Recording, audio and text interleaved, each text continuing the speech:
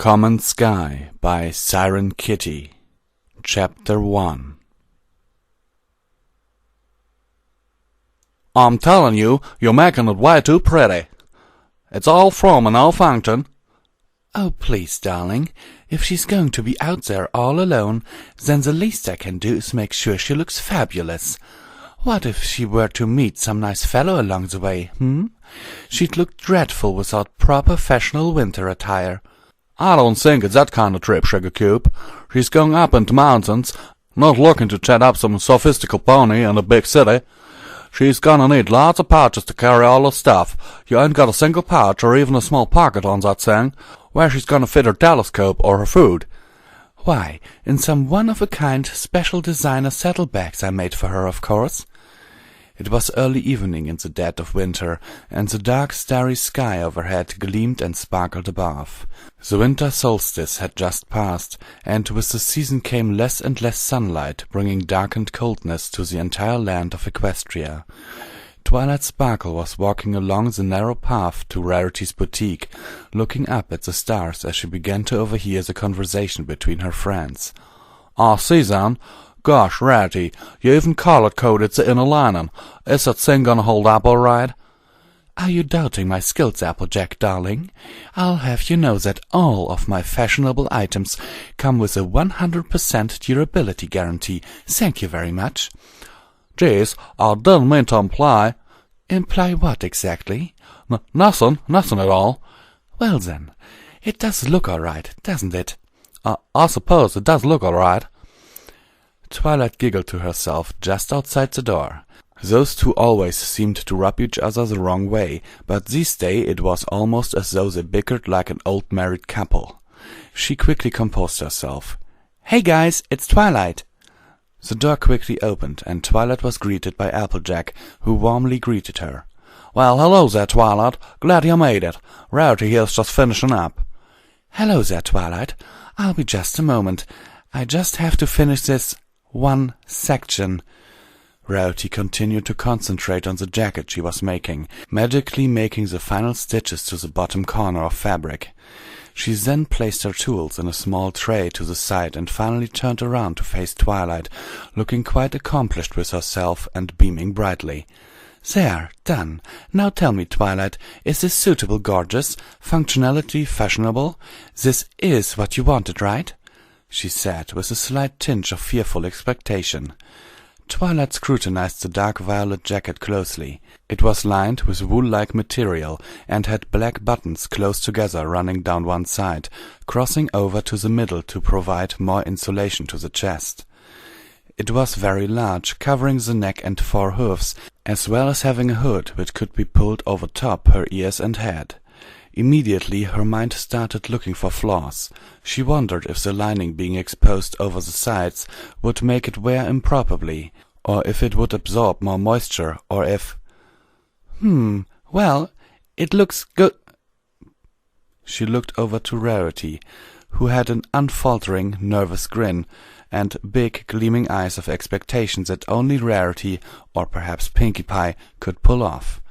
Looking back at the jacket, Twilight figured that just this once she wouldn't look the gift pony in the mouth. It's perfect. Thank you so much, Rarity." Twilight laughed and smiled awkwardly, noticing the similarly-colored saddlebags sitting behind Rarity. "Oh, those must be the bags." Rarity let the tension melt away with a content sigh. Yes, they are, darling, and I made sure to mix both form and function into their design." She glared a little at Applejack, who chuckled, embarrassed, and scratched the back of her head. "Oh my, maybe I should even start up a brand new line of outdoors adventure wear for the fashion-conscious customer. Oh, but it's already halfway into the season. Far, far too late to start designing. Perhaps this fall." Twilight examined the bags. They looked rugged enough, and had a slightly off-violet color to their sides, with black trim running down the corners and edges. Everything Rarity had made complemented Twilight's natural complexion. Applejack interrupted as Rarity trailed off into her own little world of fashion and economics. "Well, I reckon this'll get you where you need to go. It's better than anything I used to use when I was doing outdoor stuff in my younger days. But are you sure you can't just see another meteor shower in the summer when you don't have to worry about freezing to death? I'll be okay, AJ. Besides, this meteor shower only happens once in 1,000 years. This will be the first and last time I ever see it. But how is this meteor shower any different from any other meteor shower? Say, like the one we all saw during the summer. At least then you wouldn't have a good chance of freezing to death. Twilight sighed. She knew Applejack probably wouldn't understand being so worldly and pragmatic. I'm not going to freeze to death. It's a very important meteorological event, and I want to see it, just once, you know. These are supposed to be the brightest shooting stars out of them all, even brighter than the ones we saw during the summer. The night is darkest during the winter, too. Oh, well, maybe I just don't get it. You just be safe, you hear? Applejack's right. You'd better be safe out there, darling. We simply couldn't stand to have anything happen to you. Twilight giggled. It was nice having friends so concerned about her. It's all right. You made me this awesome stuff, and I'm sure it'll keep me warm the entire time I'm up there. Thank you so much, you both.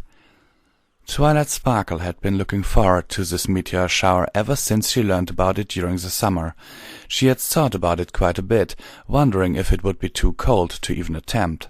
She would need to travel 2 days out of town, all the way into the mountains. The tree line was too shallow to see it properly in Ponyville, and the rest was obscured by the mountain range. She'd need to stay at least 2 or 3 nights to make it worth it, as well, which practically made it a week vacation. Despite her reservations, the compulsion to see this one-in-a-lifetime event drove her to inevitably plead Rarity to help her make the things she'd need with no time to spare. Rarity managed to finish it with Applejack's woods pony expertise in record time, even with the custom fabric she needed to order. As Twilight walked slowly home, looking up at the shimmering sky, she questioned doing this on her own, but knew none of her friends could be talked into going. Rarity and Applejack obviously had their own reservations. Fluttershy couldn't be separated from tending to the sick animals that couldn't survive the winter without her, even if she liked the idea. And Rainbow Dash, of course, said she'd feel too bored just looking at stars all the time. Even Spike said he'd much rather tend to Twilight's house while she was gone, being content with not being cold and wet all the time. The only one left was Pinkie Pie, and Twilight figured that stargazing and just enjoying calm tranquility wouldn't be her thing. All of them had immensely enjoyed the meteor shower over the summer, of course, but this was just too extreme. It wasn't too extreme for Twilight, though. Twilight finally made it home. It was dark inside, and none of the lights were on. Spike was taking a nap, since he tended to get tired when it got dark. She smiled and walked up to him, tucking the baby dragon in as he shuffled around a little and murmured to himself. She decided she'd better write Celestia to tell her what she was planning. She moved over to her desk, lighting the post lamp nearby with her magic. She took out a blank piece of parchment and her quill and ink jar from the side table. Dear Princess Celestia, I hope you're doing well. Everything is quiet here in Ponyville. This isn't a regular update per se. It's mostly to inform you that I'll be traveling out west to watch the meteor showers that you may or may not be aware of. Thus, I may not be able to make my regular updates. I hope you'll understand. I need to go up into the mountains, where it'll be very cold. Unfortunately, none of my friends are willing to go with me up there for the next few nights. I really wanted to share this with them, but I don't think this is something any pony I know is up for. But I should be more understanding, right? This is my hobby, not theirs, and it'll take a lot of time to get there and back. Sometimes doing something on your own is okay. That's a good lesson to take away from this, right? Your faithful student, Twilight Sparkle. Twilight sighed to herself as she began to draw a small map on the bottom of the ladder, so Celestia would know where she was in case anything should happen. She kept the letter short and brisk, since her heart wasn't really into it. She let the ink dry for a moment, before rolling the letter up and placing it beside Spike's bed quietly as not to wake him up. She figured he'd send it once he woke up, as he usually did if she decided to write a letter during the middle of the night. Content with her royal duties fulfilled, she walked over to one of the side windows, looking out at the stars and the moon hanging overhead in the sky. The moon was waxing into a crescent moon, and the stars sparkled with beautiful radiance. The snow, which caressed every crevice of every object outside, reflected the moon and starlight perfectly, creating a soft, bright blue, almost twilight glow to everything that it touched. She loved nights like this, where the crisp, clean air of the winter made everything look just a little sharper. The spring and summer skies always had that little bit of humidity in the air, which would obscure some of the finer details, but in the winter there was none. On nights like these she could almost feel the stars and the moon reflect off of her eyes, instilling a kind of calmness in her heart. She could walk alone on nights like this and never feel scared. Seeing this familiar view gave her extra resolve to go on this journey. She could only imagine what sights awaited her in the nights to come. "Yo, Twilight!" Rainbow Dash's voice boomed from overhead as she swooped down and quickly landed beside Twilight. "I got it!" It was daytime once again, and Twilight was walking up to Rarity's shop to get prepared for the trip. "Oh, thank you, Rainbow Dash," replied Twilight. Rainbow Dash handed Twilight a sheet of especially strong stock paper. "Don't sweat it. Just make sure you watch it out there. That one day near the end is going to be a totally killer storm, and you'll be dead meat if you're outside." Twilight looked it over closely. It was, of course, the 7-day schedule from the weather service in Cloudsdale. All of the days looked bright and clear, although a major storm was being scheduled for later in the week. "Thanks," said Twilight appreciatively, smiling. "This is a major help. Now I'll know when it's safe to come home. So, you're sure you want to go do this? This is really dangerous, you know, for an egghead like you, and not in the good way." "Yes, I'm sure I want to go," Twilight said, rolling her eyes. She was getting tired of answering that particular question every single time. The only one who didn't was Pinkie Pie, who just bounced up and down and promised to bake her tons of stuff. Twilight was half certain that Pinkie would just load her up with sweets on her way out of town, to always be prepared, and she'd have to subsist on candy for those 5 or 6 days she'd be gone. Fine, fine. I'm sure I'm not going to change your mind. Anyways, they were gonna have another storm in the middle there, but I had to move it back. They owed me a favor anyway," said Rainbow Dash, folding her arms and smiling triumphantly. "Thanks, Dash. Now come inside and help, okay?" giggling at her bravado. It was only an hour or so later that Twilight was able to leave, completely suited up in Rarity's coat and bags. She was already outside, since the jacket was way too warm to stand being inside anywhere for very long. Every pony was waiting for her to set down the main road out of town, admiring the fine handiwork of her jacket and bags. "Okay, darling, it looks amazing on you. I'm definitely going to expand my business to include kind of attire for adventurers such as yourself. When you get back, you must model for me. You will, won't you, pretty please?" Rarity asked pleadingly, with her hoofs together. Let me think about it when I get back, okay? That isn't a no, of course. After all, I do owe you one for all this." "Oh, of course. Silly me, you're all worried about this trip," replied Rarity with a kind of chiding voice. "Yeah, you'll take care of yourself, you know, you hear?" warned Applejack. "Oh, Twilight, we'll be okay though, right?" said a flustered Fluttershy, almost hiding behind Applejack. "Don't you worry now, Fluttershy. I'm sure Twilight here will be just fine. She's a big filly, she can take care of herself. She's just got to be extra careful to not get hurt."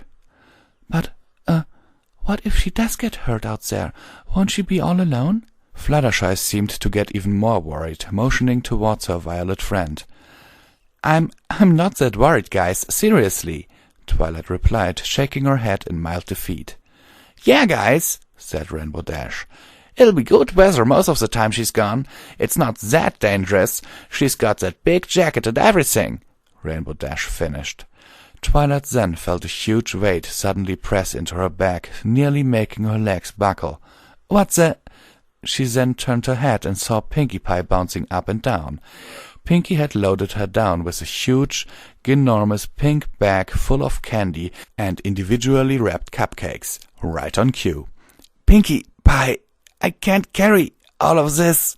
Sure you can. If you don't, you won't have enough candy to throw an amazing party without me around with the first random pony you meet. How can you have a party without candy?" replied Pinkie Pie, continuing to bounce up and down with a look of glee on her face. "Pinkie Pie, please, this is very generous, but can you please just put some in my bags? This is really too much," Twilight pleaded. "Oh, okay. I wasn't actually going to make you carry all that candy, though. That'd just be silly. You thought I was being for real? Silly Twilight."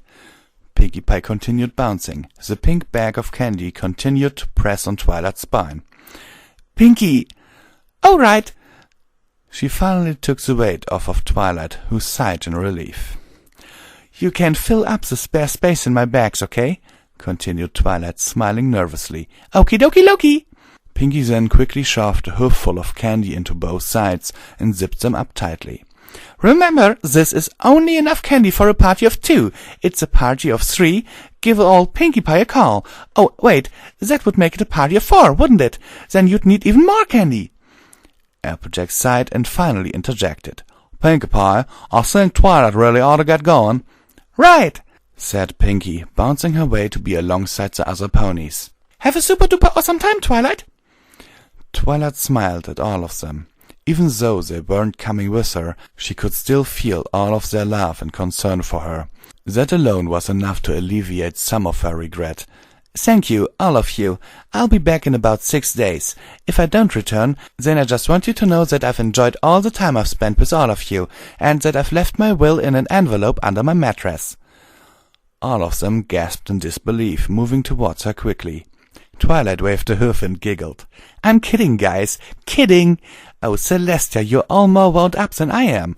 Just make sure Spike does his chores around the house for me, okay?" She then turned and started walking, waving in their direction. "See you all in a week."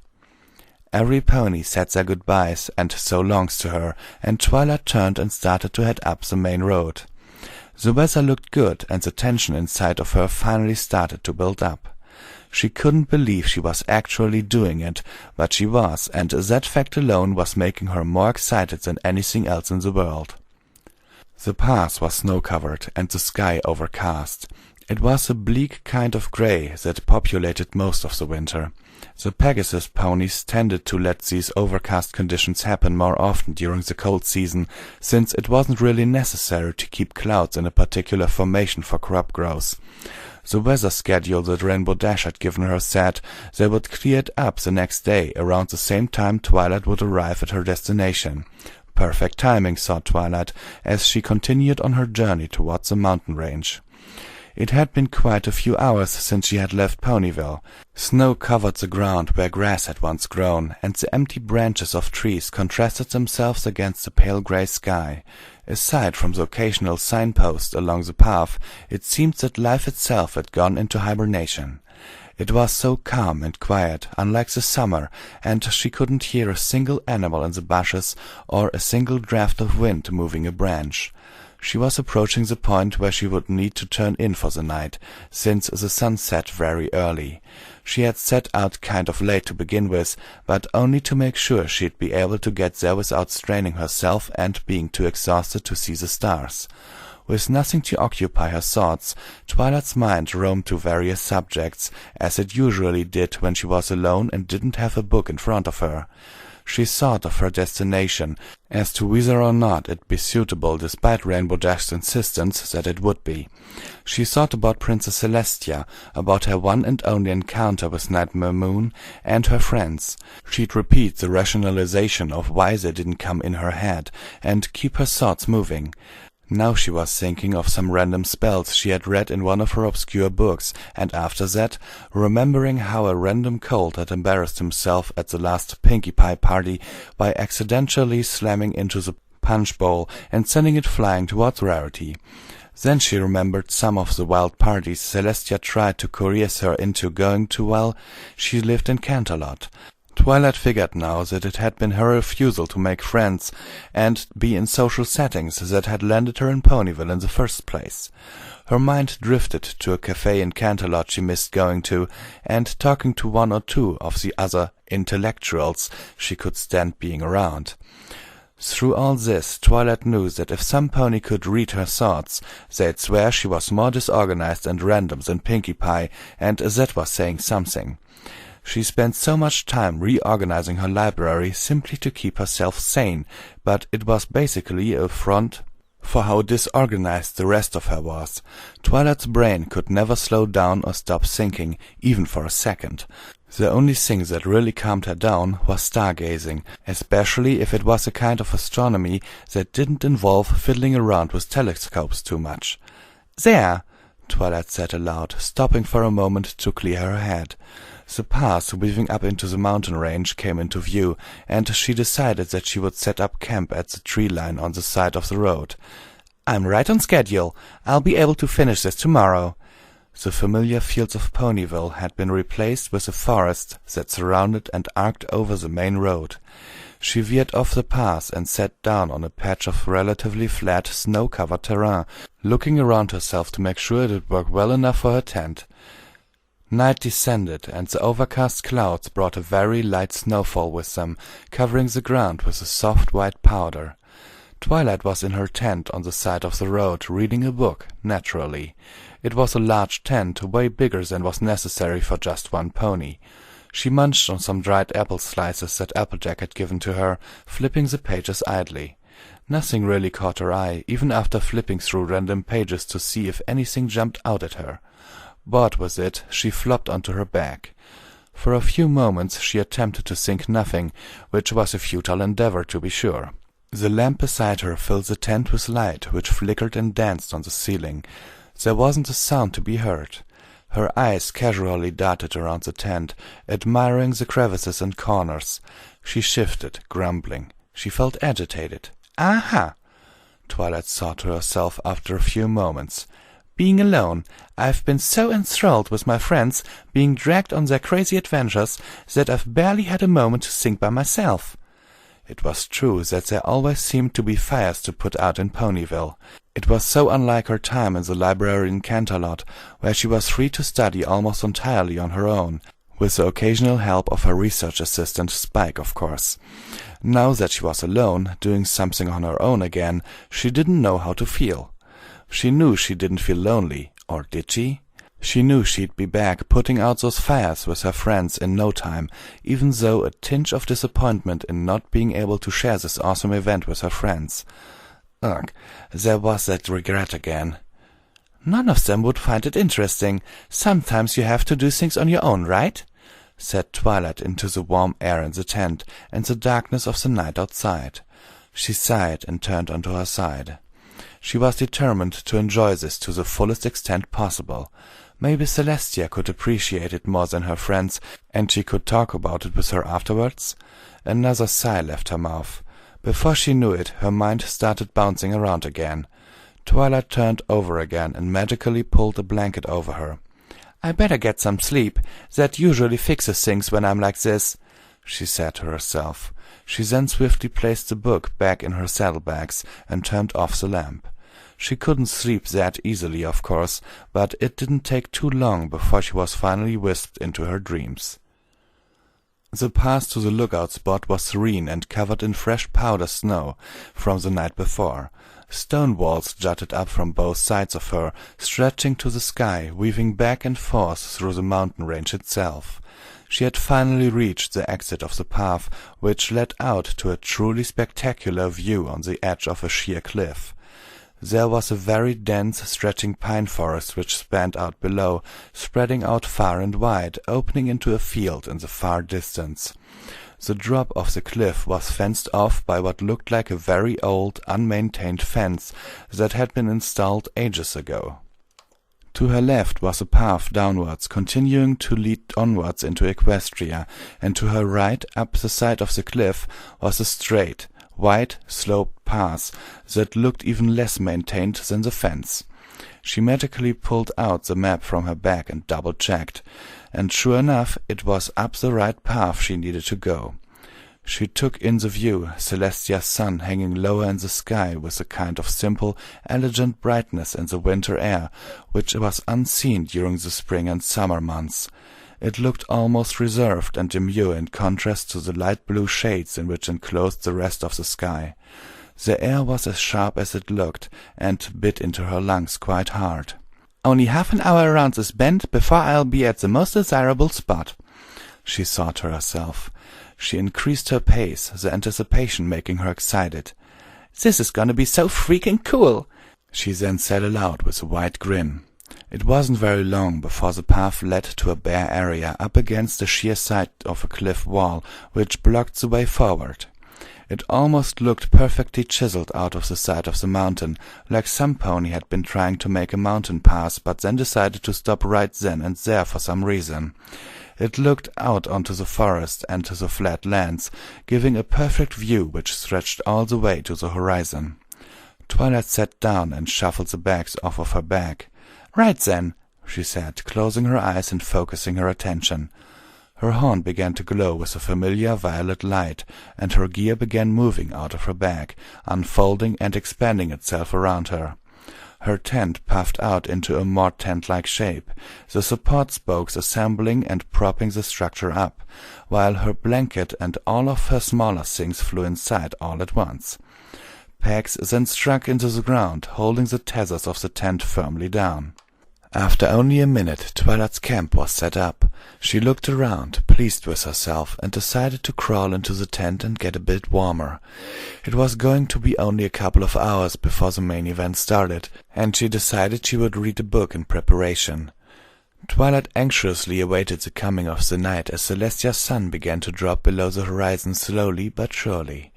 Like clockwork, the night and Luna's moon began to rise into the sky, creating a twilight above her. The stars began to sparkle and shimmer, and Twilight could almost make out the tiny streaks of light beginning to show up on the changing horizon. She giggled with glee and hunched forward slightly in giddy anticipation.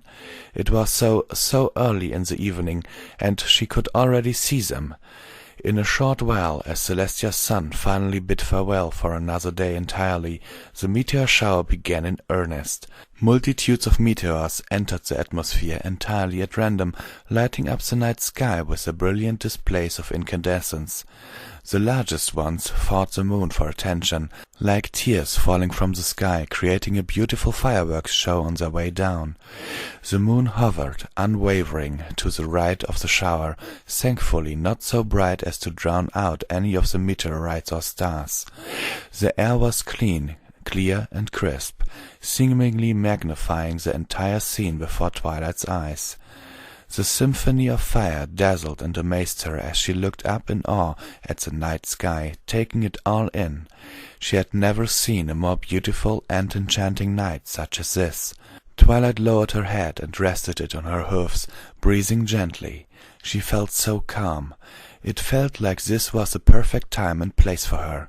It was completely worth it, and she couldn't imagine why she ever questioned coming out here. Well, except for her friends. Suddenly, Twilight heard an audible, although muted thump outside her tent. At first she thought it had been a snow shelf that had fallen from above, but then heard the familiar sound of crunching snow, as if some pony was walking through it.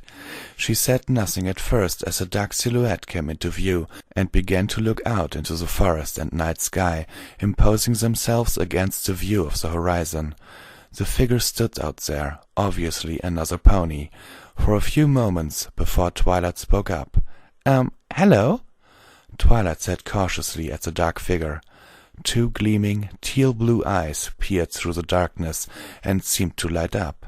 A particularly bright meteor began to be set ablaze in the atmosphere, and the bright fireball illuminated the other very pony subtly, showing off the dark blue hair flowing from her mane. The moon and their stars seemed to glow brighter in their presence, reflecting off of the other pony's coat and highlighting them perfectly. Twilight immediately recognized who it was, even if they had only met once before. It was Princess Luna. Oh, Princess Luna!" Twilight immediately stood up, getting her face stuck on the tent momentarily. How nice to see you here," she continued, after untangling herself. Luna looked startled and lowered her head. I'm terribly sorry. I didn't realize the spot was taken. I'm sorry to disturb you." replied Luna, almost immediately took off, apparently feeling herself unwanted by default. Twilight called out to her before she could get very far. "Wait, Princess, it's me, Twilight Sparkle." Luna wasn't very far off the ground before she stopped and landed softly again, folding her wings away. "Oh, Twilight Sparkle, my sister speaks so highly and frequently of you." Twilight blushed a bit, even though Luna couldn't see it. "I was looking to enjoy the meteor shower tonight. I understand if the spot is already claimed." Luna seemed uneasy and almost afraid, which threw Twilight off quite a bit. She had only really known Luna as a hubris-prone, confident-to-all-fault nightmare moon. No, not at all. There's more than enough space up here for us to share, I promise." Twilight's eyes then popped open, realizing that she hadn't even properly curtsied, and she bowed her head. "I'm very terribly sorry, Princess. I never paid my proper respects." Luna seemed visibly flustered, waving a hoof frantically. No, it's okay. I never wished to be a bother. You don't need to use those formalities with me." Are you sure? I mean, you're a princess and—" "It's quite all right," replied Luna, still looking at the ground, glancing up at Twilight occasionally. Twilight smiled warmly. "Okay, then. Would you like to join me tonight, Princess Luna? I promise you're not unwelcome at all. I'd love to have you here with me tonight." Luna smiled very slightly, feeling touched by Twilight's kindness, even after everything that had happened between them, and slowly moved towards the tent. "Thank you for your hospitality, Twilight Sparkle." It had been an hour after Luna had arrived. The two mares sat beside each other in Twilight's tent, legs folded underneath them as they looked out into the brilliant night. The meteor shower had only intensified as time passed. The bright fireballs continued to shoot down through the sky as if they really were falling stars. Twilight felt a little flustered, being so physically close to a living immortal alicorn goddess at first, but the display above them was enough to calm her down a little bit. "Thank you for sharing your space with me, Miss Twilight Sparkle," said Luna, suddenly and quietly. Oh, it's no problem at all. The honor is all mine," Twilight replied, grinning wider than she should, and nervously giggling out of the suddenness of Luna's praise. Luna's breath filled the air with steam around her, the coldness eating up and crystallizing the humidity. "I made sure to get a large tent so I could store all of my things inside. It'd be really inconvenient if something blew off the side of the cliff, right? Plus, if any pony wanted to come with me, I'd have enough space for them too. Or, if I found anything really interesting on the way here, I wanted to take back with me. That kind of thing." Twilight looked to the side, grimacing a bit. The little voice in the back of her head told her she was talking too much for her own good. "I understand," Luna said plainly, continuing to look out into her night. Twilight said nothing for a few moments, thinking of what to say or do next. "Oh, would you, like some apple slices? My friend Applejack gave me some." She magically moved the bag over to Luna, offering. "Best apples in Equestria, she always says." "Why, yes, thank you. It was quite a journey here," Luna said happily, taking one with her hoof. "Applejack, that would be the farmer-laborer pony that you're with often, yes?" "Yes, that's right. She's very dependable, you know, once you get past her must-do-everything attitude." "I see. My sister has spoken about her. And this coat I'm wearing was made by Rarity. She's a fashion diva with gemstones as her cutie mark." "I see. It looks like it would keep you very warm." Yeah, it does," replied Twilight. Twilight continued to think of things to say, feeling awkward with the pace of the conversation. Luna wasn't wearing anything and had only brought a small bag with her, crested with Luna's royal emblem and lined with silver fabric. Wasn't she cold? The night continued to lighten up randomly, casting ethereal shadows upon the pair of them. Twilight looked around her when she noticed a small telescope beside her. "Oh, and this was a gift from my parents for being accepted into the Royal Academy. I've kept it with me ever since." "Oh, a telescope?" said Luna, visibly interested. "Yeah, I've been an amateur astronomer ever since I was a young filly. Aside from learning about magic, and I suppose studying friendship now, astronomy has always been one of my favorite things to do." "Amateur astronomer?" "Whenever it's late and I'm tired of reading books or learning spells, I usually just go upstairs onto my balcony and look out at the stars. I find it fun and relaxing," replied Twilight, smiling brightly. Finally, a subject Luna would like. Ponies look up at the night sky for fun now? Replied Luna, her eyes growing a bit wider. Oh yes, lots of ponies do. Amateur astronomy is a pretty big hobby for lots of ponies out there these days. It's even taught in some schools growing up. Books have been written about the night sky by famous authors. The moon is even a symbol of romance in some fiction novels. I see. So some ponies out there look at the night for personal enjoyment? Luna lowered her head a bit, looking over at Twilight out of the corner of her eye. Of course they do, Twilight said happily, getting completely caught up in the moment. A lot of ponies love stargazing. Many of them stay up sometimes just to do it. I see. You're here because you're one of these amateur astronomers, too? Well, yeah. I came all the way out here just to get the perfect view for this amazing meteor shower, replied Twilight, still grinning to herself, gazing over the hail of light that was bringing her endless entertainment. Once in 1,000 years? Of course I couldn't resist. The night sky just makes me feel so calm. It's like nothing else. Lots of other ponies feel the same way, too.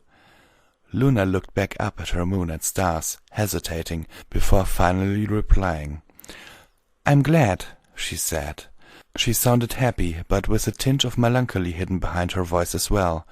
A small gust of wind came by and blew her mane away from the side of her face, making it sparkle and shimmer as if it was the sky itself. Twilight looked closely at Luna, trying in vain to read her. She had her head lowered, with a quivering smile on her face, and Twilight wasn't sure if she had offended her or made her happy. Twilight wasn't thinking terribly straight, what with all the anxiety rushing through her brain. Even in all her years under Celestia's tutelage, she had never been so close as to spend this kind of intimate time with an alicorn, just talking like this. With a nervous grin and a soft voice, Twilight prodded a little. I didn't say anything to offend you, did I, Your Highness? Oh, no, you didn't offend me in the slightest, Luna replied, almost frantically. She composed herself and smiled at Twilight, which gave Twilight a slight feeling of relief. It was, of course, followed by an awkward pause, which Twilight attempted to break as fast as possible. Would you like some food? It must have been a long trip, right? Stuttered out Twilight. Oh, how she wished she could just stop being such a timid little filly. All she could really think about was the last time they had seen each other, and how her and the others had essentially ripped Luna apart with the elements of harmony. She couldn't help but feel that there was some kind of bad blood remaining between them, even if Luna seemed to not pay it a bit of attention. It's quite all right. You've offered me food already. I have enough packed for myself, I promise, replied Luna, smiling softly. Oh, right. Twilight looked off to the side, grimacing a bit. Now she was just making herself look like an idiot.